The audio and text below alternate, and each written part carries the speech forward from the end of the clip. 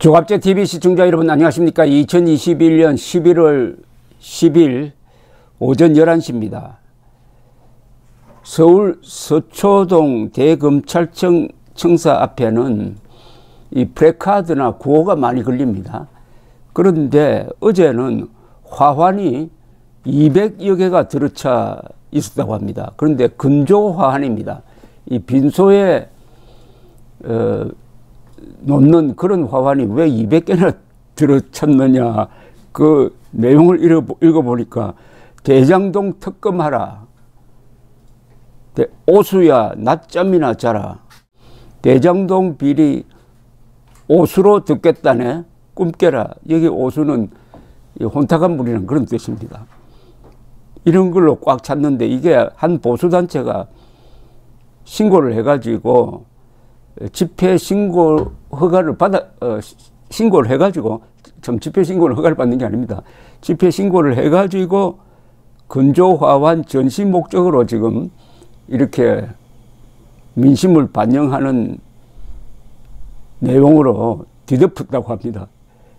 윤석열 응원 화환은 355개가 설치됐는데, 이번 정치검찰 규탄 근조 화환은 최대 400개가 될 것이라고 이 보수단체에서 이야기합니다. 이 사진을 찍었는데 조금 굉장합니다. 이거 200개가 쭉 늘어서 있으니까 무슨 고관이 돌아가신 빈소처럼 들리는데, 이게 표현하는 게 결국 대검찰청이 죽었다는 거 아니겠습니까? 이게 농담처럼 들리지가 않습니다. 오늘 조선일보 일면 이걸 준톱 기사라고 그러는데, 두 번째 기사 제목이 이겁니다. 법무부, 검찰, 공수처 총동원, 윤석열 견운 감찰 수사 12건, 조국 울산시장 선거, 월성 원전, 윤석열 검찰의 정권 수사 뒤집기, 가족과 측근 의혹도 동시에 진행.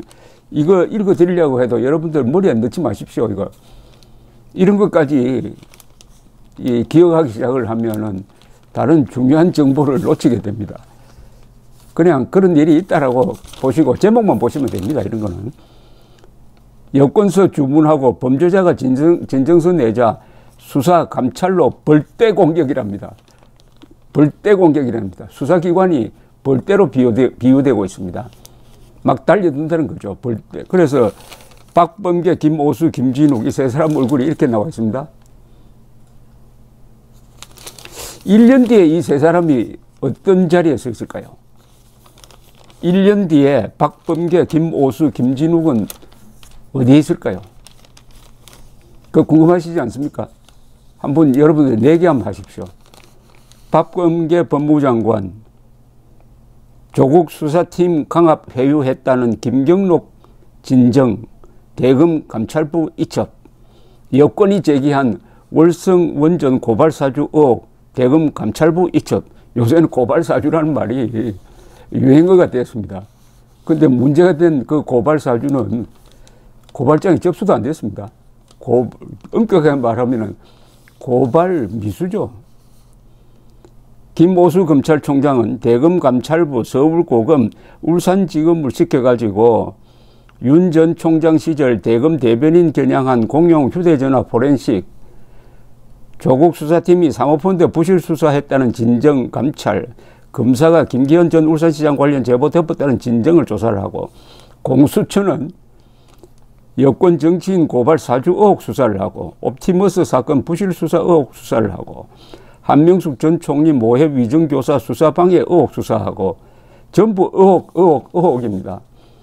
딱 한마디로 정리를 하면요, 문재인 대통령이 법무부와 검찰과 공수처를 흥신소로 만들었습니다. 흥신소, 마음에 안 드는 사람 뒷조사해가지고 약점 캐는 흥신소로 전락하고 말았습니다. 그러니까 아까 설명드렸던 대로 근조 화환이 수백 개가 몰려올 만하지 않습니까? 문재인은 퇴임한 이후에 어디 갈 거냐 하는 게 앞으로 가장 큰 관심사죠. 국민적 관심사죠. 어디 갈 거냐. 김어준 입에서 구속될 가능성이 있으니까 가만히 있으면 안 된다는 말이 벌써 나왔습니다. 김어준 입에서 구속이란 말이 나와서요. 말이 씨가 된다는 게 하나의 어떤 법칙처럼 되어 있습니다.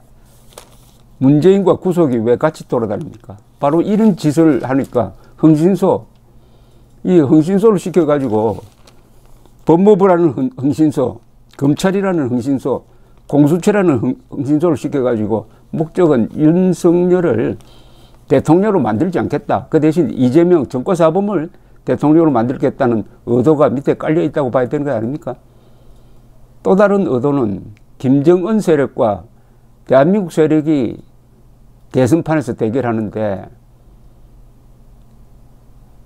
대한민국 세력에 끝까지 해코지하고 나가겠다는 것 아니겠습니까? 그런데 하나 이상한 게 있어요.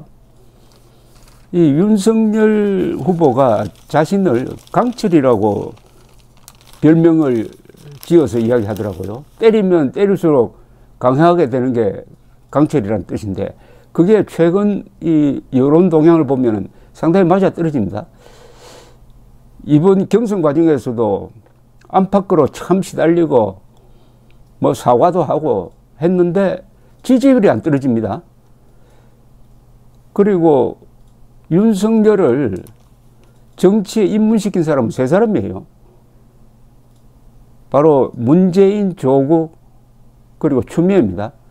이 세 사람이 그렇게 몰아붙여도 윤석열은 강해지기만 하고 커지기만 하고 그거 이상하죠.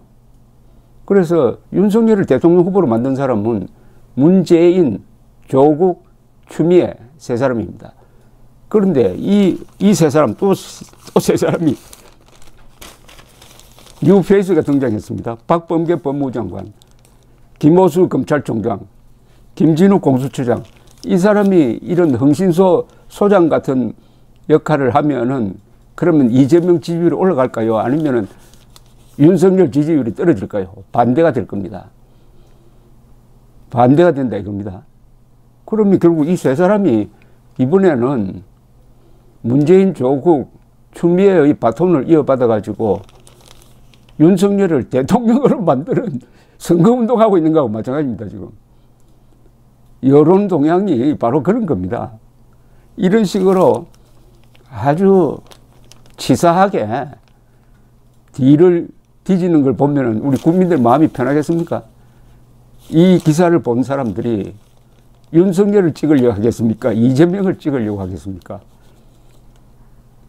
이 여론이 어떻게 돌아가는지 여기에 대해서 면밀하게 검토를 하고 이런 짓을 해야 되는데 그냥 위에서 뭐 오달 받았는지 자발적으로 하는지 짜고 하는지 모르지만 이런 아주 수준이 낮은 이런 흥신소 약점 계기를 하니까 이거 아마 이것 때문에 윤석열 지지율이 몇 %포인트 더 오를 것 같습니다. 지금 컨벤션 효과도 있겠지만 윤석열 지지율이 이재명을 평균 한 10%포인트 앞서고 있습니다. 이건 표로 환산하면 한 500만 표 차이입니다. 이 세 사람이 들어서서 아마 1000만 표 차이로 만들 생각인 것 같습니다. 문재인의 잘못을 저보고 이야기하라면 1시간 동안 이야기할 수가 있습니다. 외워가지고. 제일 큰 것부터 이야기하면은 대한민국은 생일이 없는 나라다 해가지고 건국 기념일을 없애버렸죠.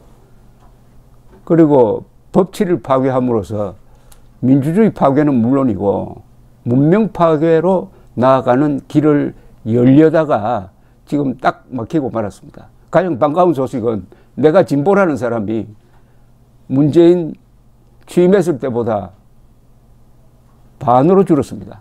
내가 진보라는 사람이 38% 됐는데 요사이는 19%입니다. 내가 어디 가서 진보라고 말하면은 창피하다 이거다 아닙니까?